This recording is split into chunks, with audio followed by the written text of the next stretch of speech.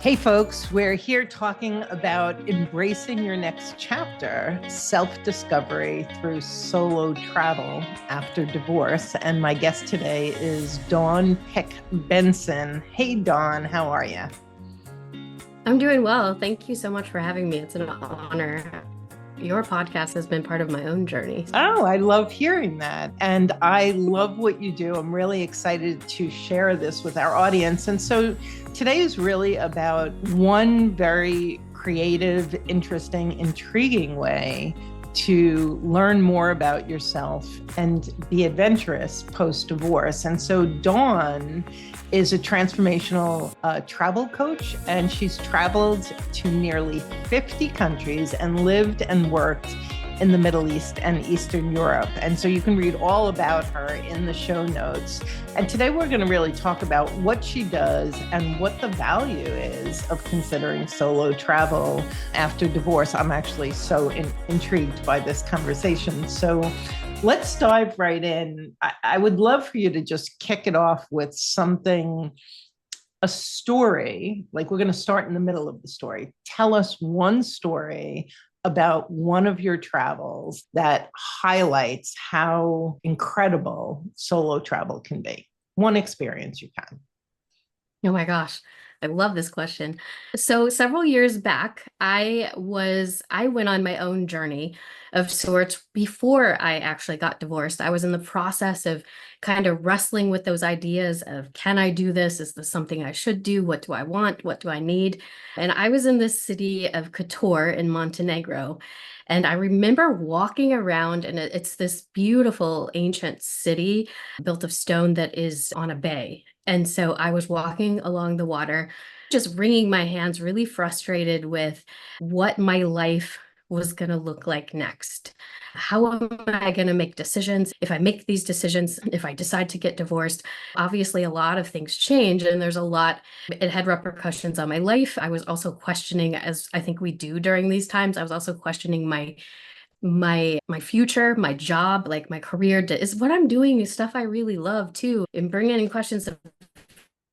So I was having this entire crisis in Montenegro, and I decided to go get in the water. So I went to the beach, um, decided to just jump in. There was a place where you could jump into the water, and I remember just floating on my back in Kotor, looking at these beautiful mountains around me. And I was so frustrated because I thought, I don't know what to do next. And I had had this therapist who told me, you have this beautiful blank canvas on which to create a new life if you want to. And I hated that picture for some reason because I saw it as this white canvas and it scared the crap out of me. And Yeah. I don't know what to do with this white canvas and it scares me. And so I'm floating in this beautiful area and I'm wrestling with, I'm seeing this canvas and I'm like, I don't know what to do.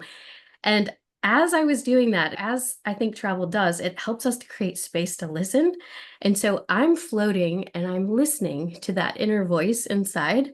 And I hear this voice say, just pick a color and start. And and I just remember popping my head up out of the water almost. It was so profound that I almost was like, who said that? But it was very clear to me that I was worried about creating this entire beautiful painting when all I needed to do was just pick a color, pick something that I'm interested in, pick one next step and start. And I think that gives a great example of how travel takes us away from our normal life, gives us this space to just listen. And sometimes there are these profound moments in which I know that's really simple, but it really did. That moment I can look back on, it's the moment that I think gave me internal permission to start thinking about doing something different with my life. And a lot of things has changed since then, but it was really that moment that just started it all, I think. Absolutely. I think that's beautiful.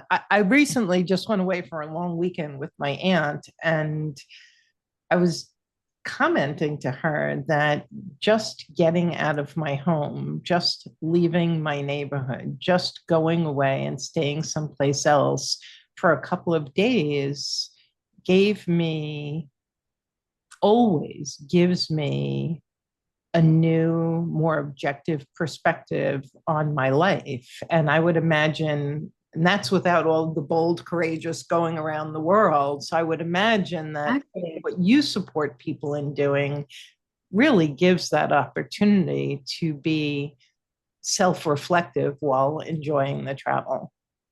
Yeah, I often talked with my coaching clients about it, making space for magic to happen. And magic means different things for different people, but it's creating that space for that spark, that idea, that thing that gets us out of our comfort zone. You never know. Yeah. So I'm really curious. It would make sense that some people would think you have to be adventurous, courageous, bold to do what you're suggesting. And you've worked with a lot of different people. So can you speak to that? Absolutely. I do think that it takes courage for any of us to ever step out of our comfort zones, and travel is stepping out of your comfort zone. So there is an element of being bold, but what I talk about a lot with my clients is making your vision greater than your fear. And I think that when you create this vision for a travel experience that you might want, or just even getting away for a weekend, when you create a vision for that, when you really know what you want and need out of it, it starts to make that fear smaller and smaller, so that need that yes, it makes you more willing to step in to the moment. And so you do need to be a little courageous, but I think as that vision becomes greater than your fear, it really works. And I have a client named Robin as an example who I've worked with in the past. When I met her, she had been married for 40 years, so decades. And she knew that she really wanted to travel, but she'd only ever traveled with her ex-husband. And she was terrified. And when I met her, it was palpable that she was so scared, and she would describe herself as frozen. I'm not sure what to do next, but she also had this little tiny inkling of, I want to go on a trip.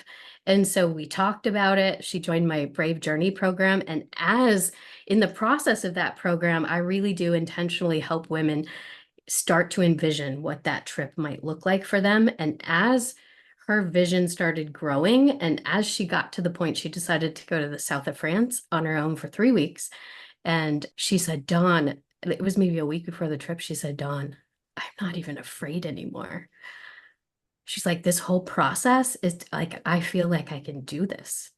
Yeah. I'm hearing that you balance, like you help them create like I'll refer to it in my words, which is like this future self vision, but it's a future trip vision. And it's almost like as that grows, the fear just naturally diminishes because there's such energy around that vision. Is that what it is? Exactly. Exactly. I have them, my Brave Journey program, Brave is an acronym. So it starts with befriending yourself, releasing old stories, which is some of what we were just talking about. And then A is awakening to possibilities. So that's what happens with them is I have them imagine the most beautiful, amazing trip they possibly could go on. And as they start doing that, it's just like light bulbs are going off, and they start realizing the kind of trip that they need, what their soul is crying out for. It's really amazing because they all realize that they need different things out of travel. So we can't just, go on the same trip. I know a lot of people ask me about Eat, Pray, Love, and you can't just recreate that trip. You need to recreate the trip that you need. And that's exactly what Robin did. What got her so excited about it is she wanted to feel peaceful and inspired, and this is the place that when she decided on the south of France, she was like, that's the place. That's where I'm going to get to go. No one's going to need anything from me. I can do what I want. I can meander the streets, go shopping, stop at a cafe. That was her vision. And as she really took hold of that vision, she was less and less afraid. And when she came back, she still says this to me. She says, Dawn, I went to the south of France alone for 3 weeks. I can do anything. Wow. So I want to ask you, you started with the Brave program, but you didn't get through the entire acronym. So can you just run that Yes. by Thank again? you for asking me that. So B, befriend yourself. R, release old stories. A, awaken to possibilities. V is voicing your fears, which is actually what we're talking about too. So giving voice, because I think it's completely natural. I think it would be odd if you weren't afraid stepping into a new trip. And E is enlisting your people and embark. So I think community is so important, and having a few people around us who know the intention for our trip and are there with us along the way so that we can enlist those people that are going to be with us along the journey. It's also why I do this program as a small group, because you automatically have some of those people who are supporting you along the way and along your journey of going on this trip. I love that. I love that. When you and I were talking offline when we first met, I think what you said is everyone I've supported has found themselves on the floor in tears at one point and standing on a mountaintop, like totally celebrating themselves at another. Can you talk a little bit about that juxtaposition and how that happens? You've heard the saying, April showers bring May flowers. If co parenting has been difficult this year due to your ex's alcohol abuse, you need SoberLink. How it works is simple. Your co parent will test at scheduled times, built in facial recognition will confirm their identity, Tampa sensors will flag any attempts to cheat, and results will get sent instantly to your phone so you know that your kids are with a sober parent. Lay the groundwork for brighter days ahead. Visit soberlink.com/JBD to learn more and get $50 off your device. Are you looking for a way to make co-parenting easier? Talking Parents can help you streamline your shared parenting responsibilities and minimize conflict by keeping all interactions organized and documented. With Talking Parents, you can stop worrying about the he said, she said, and focus on what matters most, your children.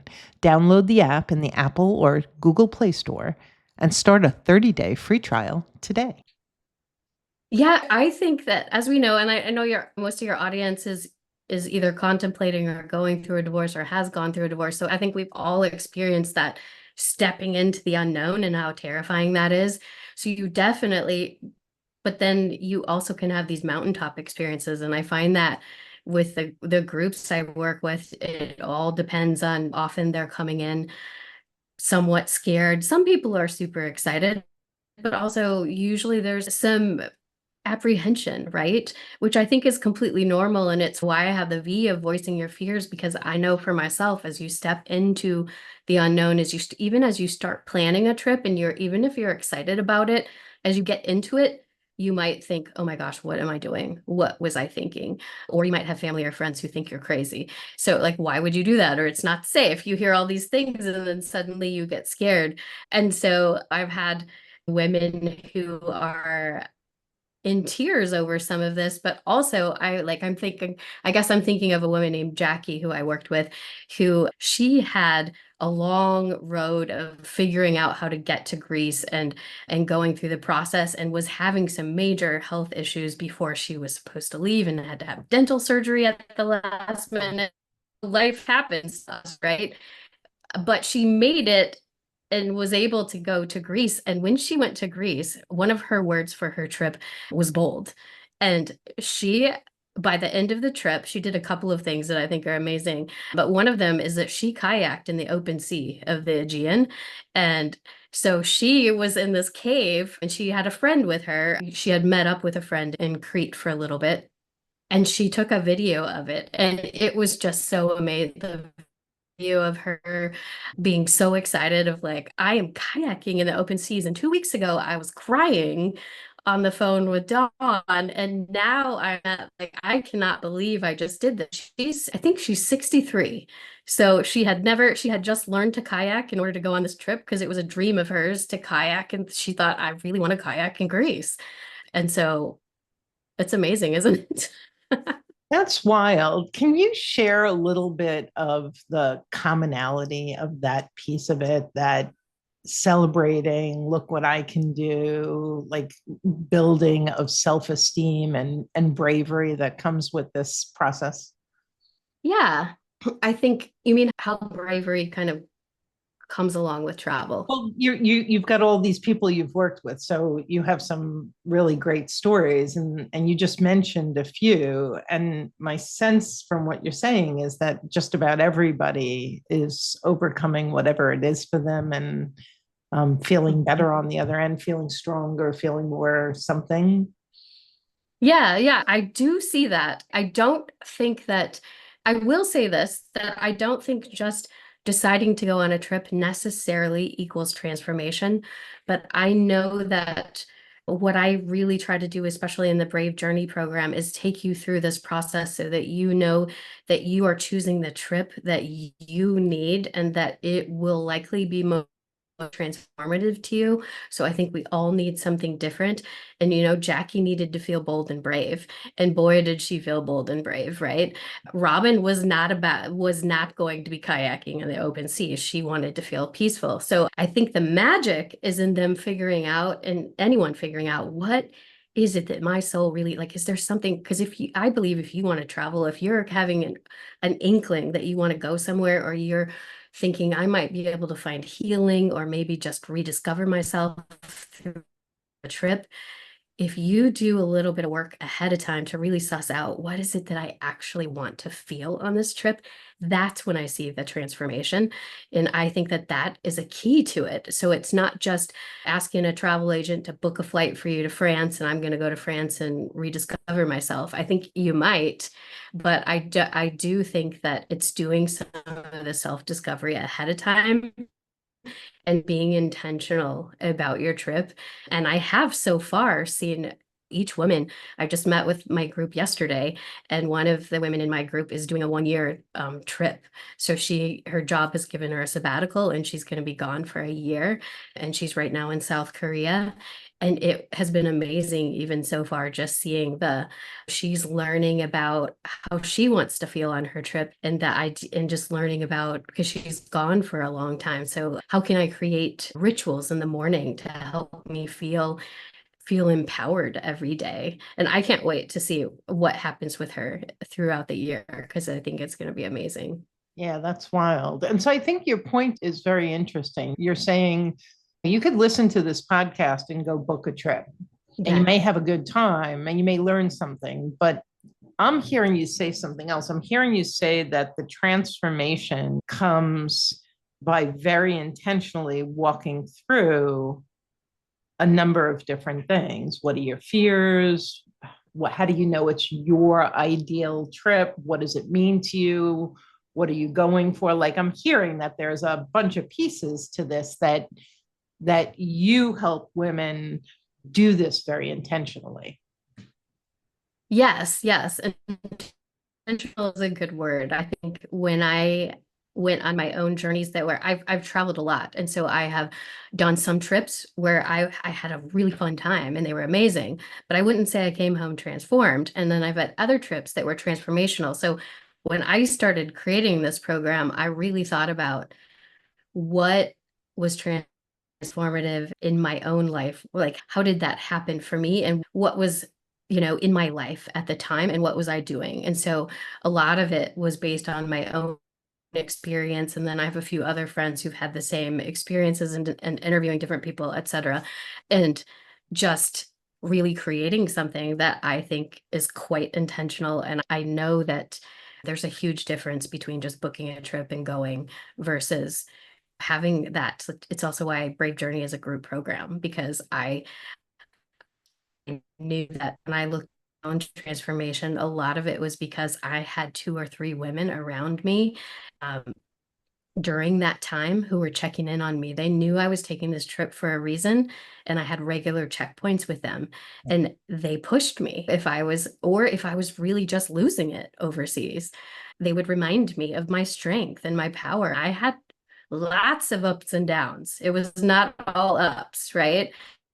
But I think that the down is when you really learn about yourself. It's when you dig in and you figure it out. Like just the me floating in the water in Couture, I was really down that day. I thought, I am never going to figure my life out. What's wrong with me? And then I just have this real simple epiphany of, well, you just got to start somewhere, which seems super simple, but I probably wouldn't have manufactured that on my own just had I not made space for it. Yeah.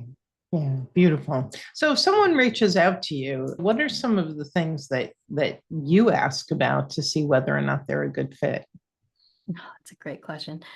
I think that the women I work with who are the best fit are women who are interested in self-discovery and who are already doing a little bit of work around that. Or even if they're not, they're very interested in it and wanting to just reconnect with who they are.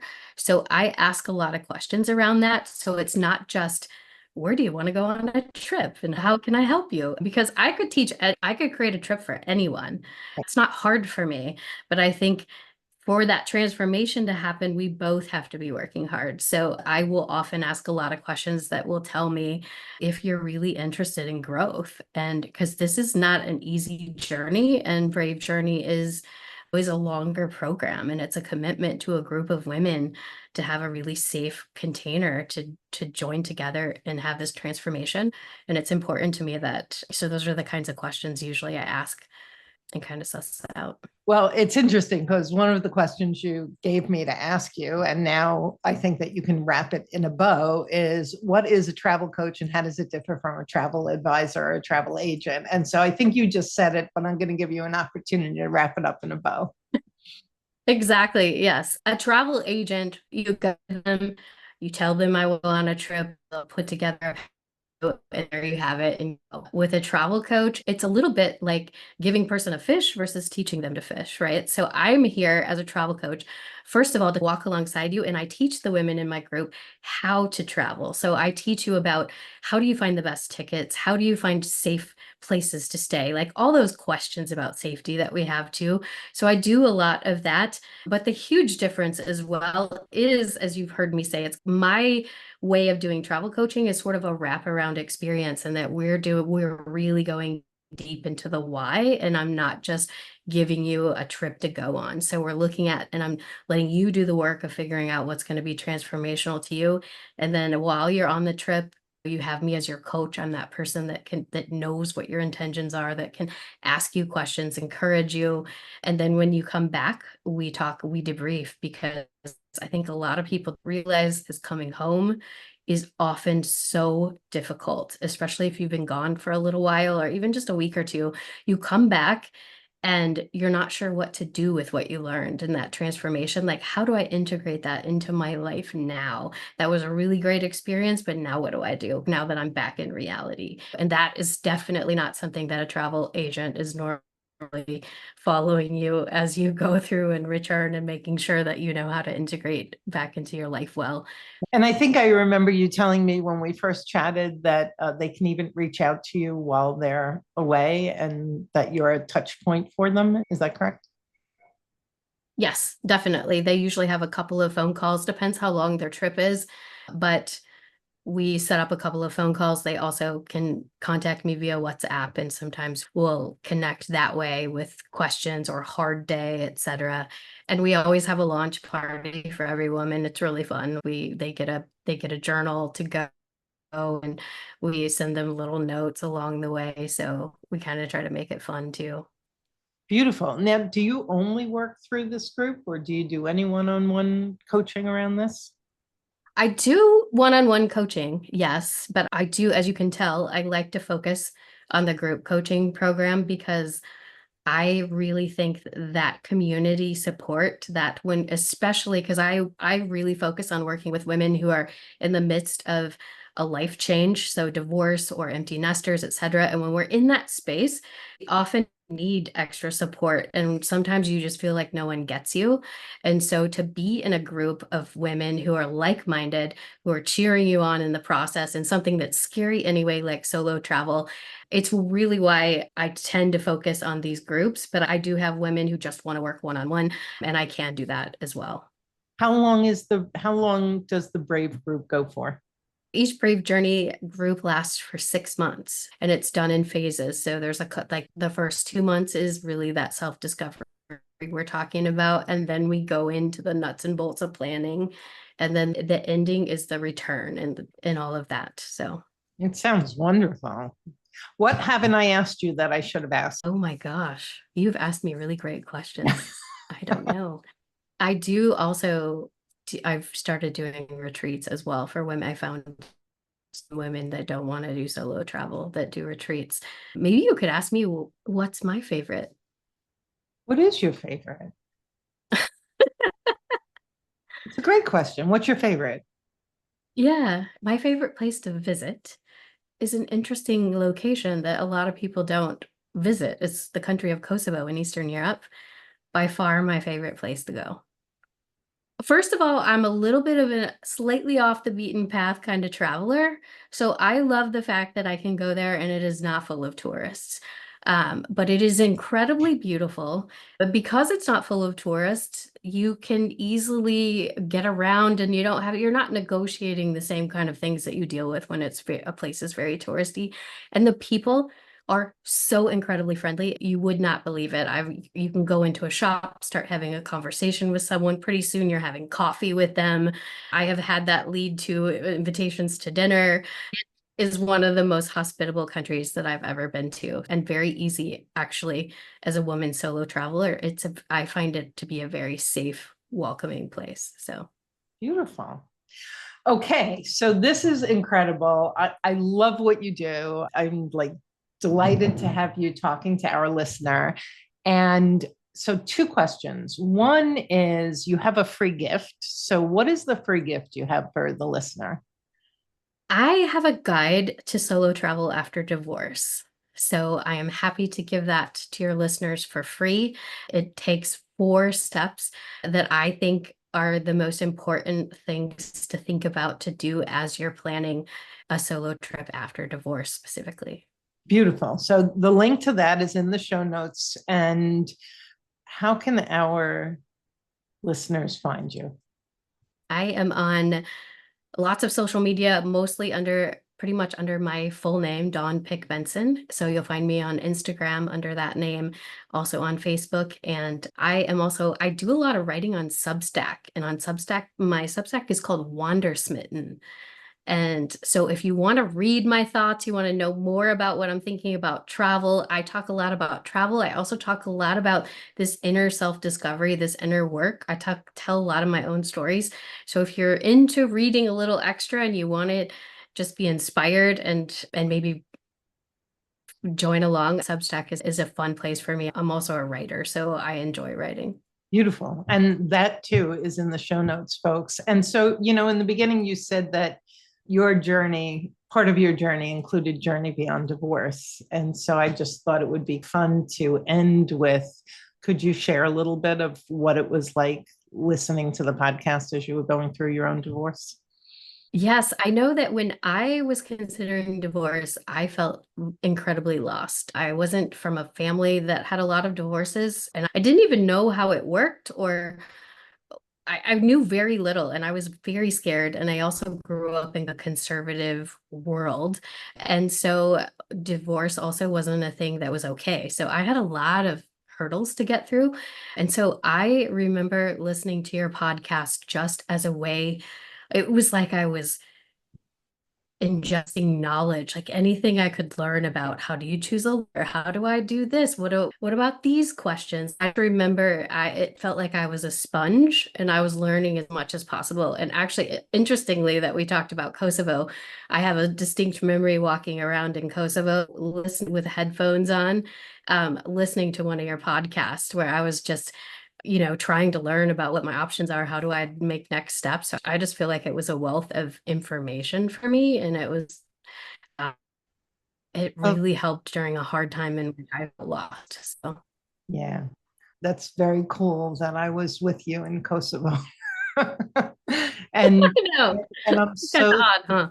yeah, and then I think that this is such a beautiful example of possibility after divorce too, that you enjoyed travel, that you were in another country deciding whether or not to even leave your marriage, and here you are how many years later supporting women to find themselves through transition. So thank you so much for joining us, for sharing your stories.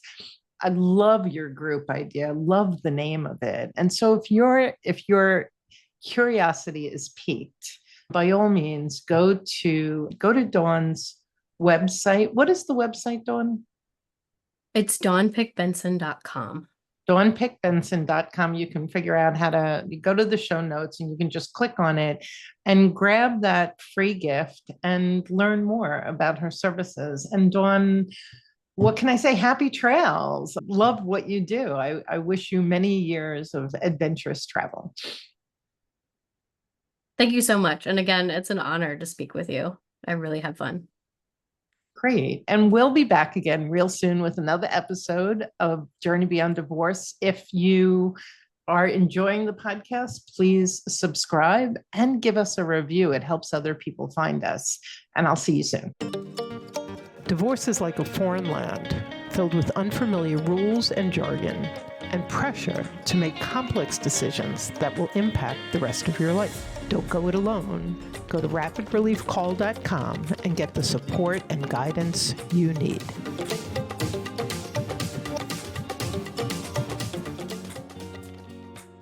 Thanks for joining us on the Journey Beyond Divorce podcast. I hope you found guidance and encouragement to help you along your journey. If you like my podcast, please take a minute to subscribe and leave a review on iTunes. You can also visit us at jbddivorcesupport.com, where our team of coaches support both men and women through our one-on-one coaching, group programs, online courses, and free resources. Stay tuned for our next episode, and I'll talk to you soon.